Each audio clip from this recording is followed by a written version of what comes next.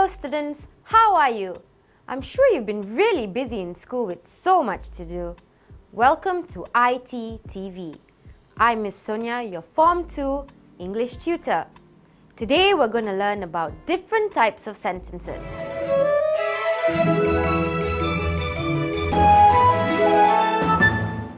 What are the different types of sentences? Let's take a look at them, shall we? The first type of sentence is simple sentences. Then these followed by compound sentences. And lastly, complex sentences. Now let's take a look at them one by one, shall we? What is a simple sentence? A simple sentence, also called an independent clause, contains a subject and a verb, and it expresses a complete thought. Always remember, a simple sentence contains a subject and a verb. Let's go on to an example, shall we? Some students like to study in the morning. Some students like to study in the morning. Now, which one do you think is the subject? Let's take a look. Students is your subject and like is your verb. Did you get it correct? Let's go to the next one. Juan and Arturo play football every afternoon. Juan and Arturo play football every afternoon. What do you think the verb would be? Let's take a look. The verb is play and your subjects are, of course, Juan and Arturo. Next one. Alicia goes to the library to study every day. Alicia goes to the library to study every day. Now your subject is Alicia and your verb is goes and study. So, that's simple sentences. Now it wasn't that hard, was it? Let's go on to the next one, compound sentences. What is a compound sentence? A compound sentence contains two independent clauses joined by a coordinator or a conjunction. Remember, a compound sentence contains two independent clauses joined by a coordinator or a conjunction. Now, what are conjunctions all about? Let's take a look. Conjunctions are these words: for, and, nor, but, or, yet, and so. We use these words to connect two sentences together. Now, it seems a little bit difficult, but if it's hard to memorize, I've got the idea for you. We'll use the word fanboys. We've taken the first letter of each word and we've come up with a word, fanboys. It represents each of the coordinators above. Now, bear in mind, except for very short sentences, coordinators are always preceded by a comma. Now remember, coordinators are always preceded by a comma. Let's go on, shall we, by looking at some examples. And let's break down the sentence one by one. I tried to speak Spanish and my friend tried to speak English. I tried to speak Spanish and my friend tried to speak English. Now, where do you think the coordinator is in this sentence? Let's take a look and see. Yes, and is your coordinator. This is followed by the verb tried and your subjects I and my friend. When you put all these words together, you get a compound sentence, which is I tried to speak Spanish and my friend tried to speak English. Let's go on to the next one. Alejandro played football, so Maria went shopping. Alejandro played football, so Maria went shopping. So where is the coordinator? Yes, the coordinator is so. The subjects are Alejandro and Maria, and the verbs are played, shopping, and went. The next example. Alejandro played football, for Maria went shopping. Alejandro played football, for Maria went shopping. Now I'm sure you've got the answer to this one. Which one do you think is the coordinator? Yes, correct. It's for. And the verbs are played, shopping, and went. And your subjects are Alejandro and Maria. Now always remember, independent clauses are joined by a coordinator or a conjunction. Let's go on to the next one. Complex sentences. What is a complex sentence?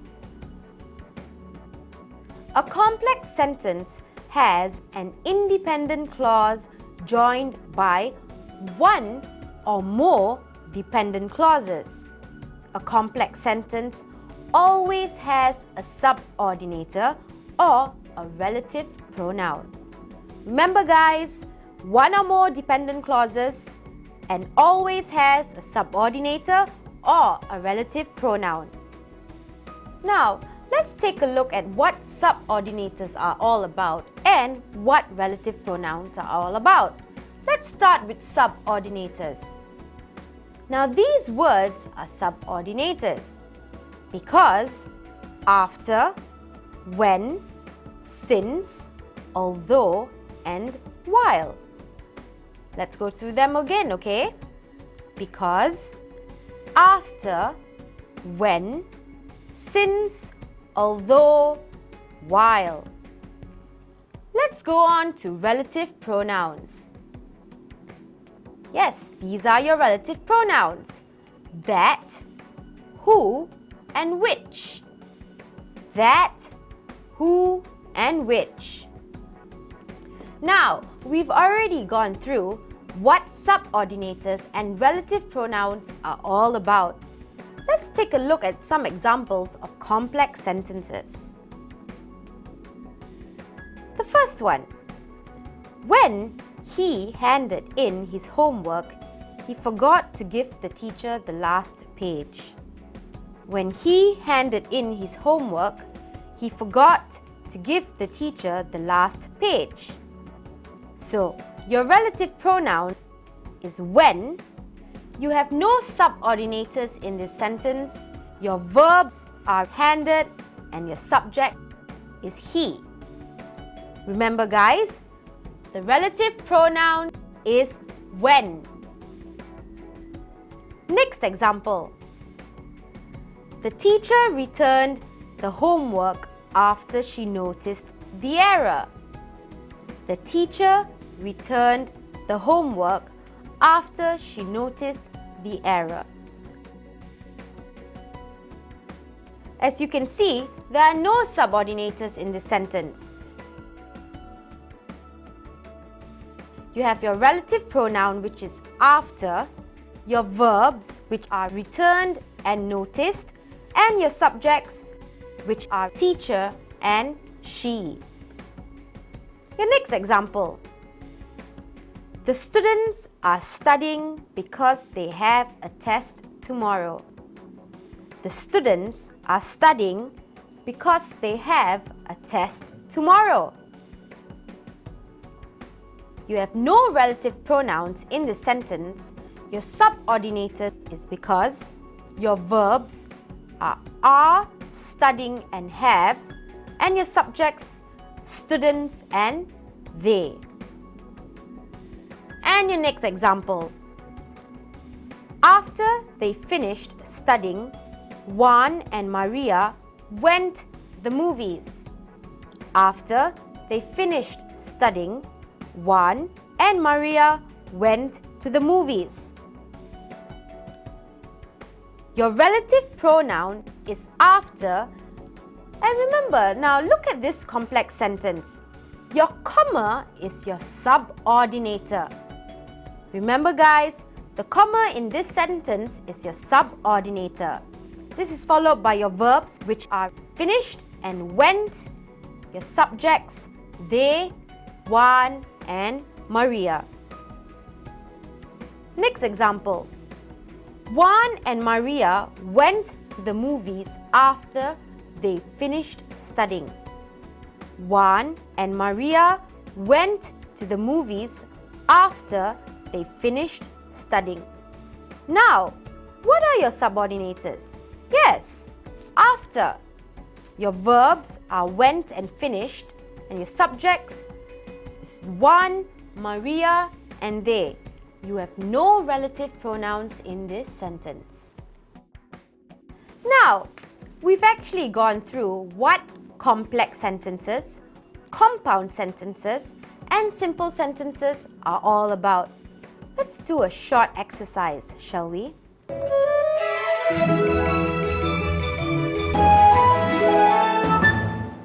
Before we go on, let me read you the instructions. I want you to identify the sentence below. The teacher walked into the classroom, greeted the students, and took attendance.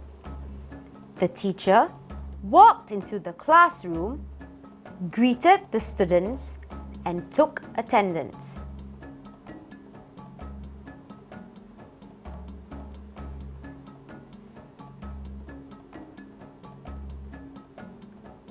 Next one. Juan played football while Juanita went shopping. Juan played football while Juanita went shopping.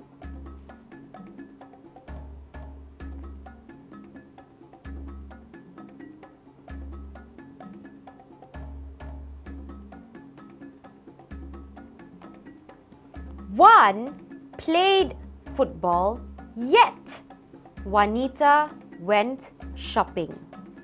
Juan played football, yet Juanita went shopping.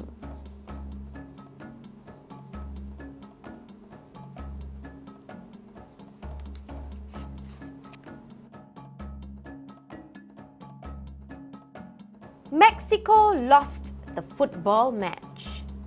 Mexico lost the football match.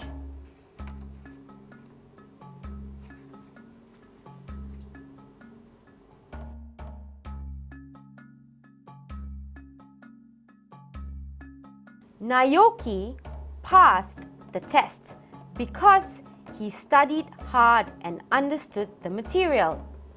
Naoki passed the test because he studied hard and understood the material.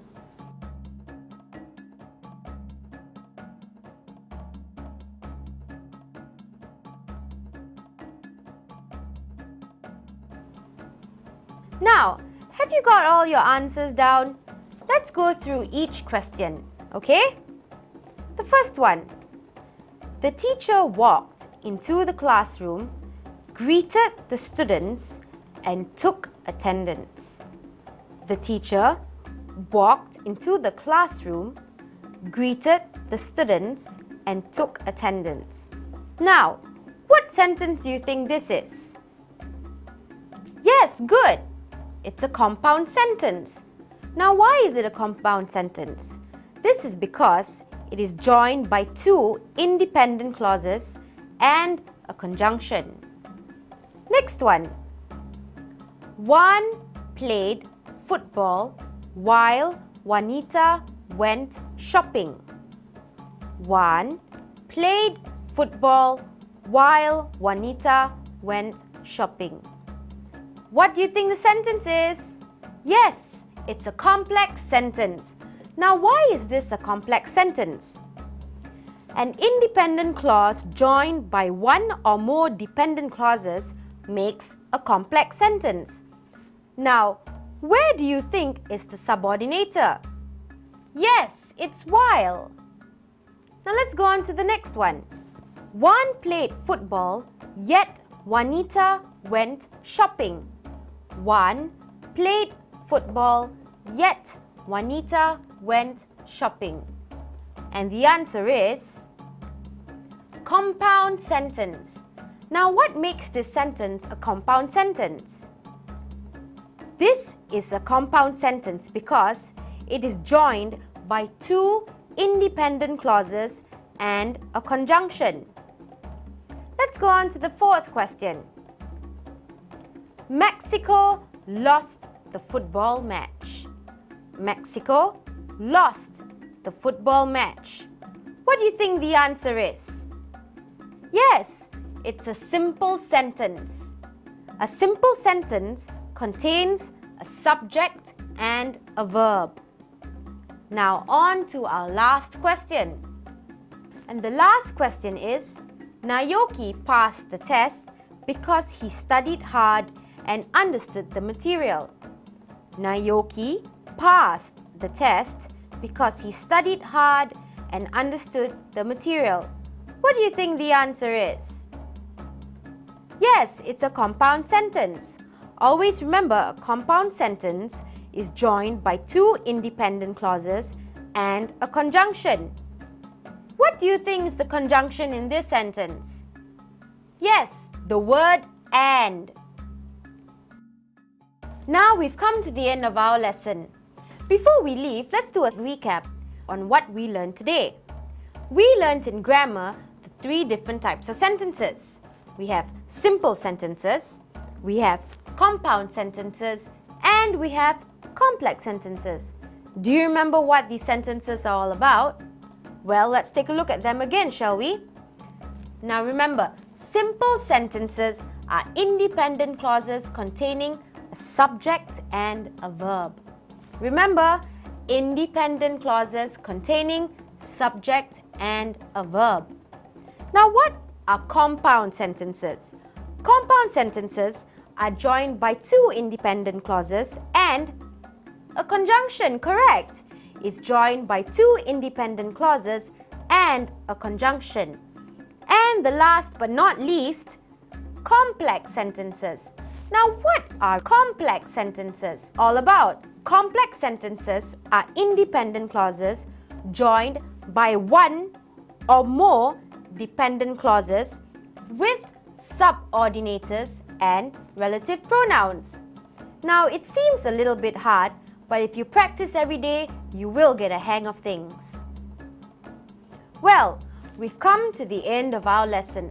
I hope you enjoyed your class with me today. Till next time we see each other, I'm Miss Sonia and thank you for watching iTTV.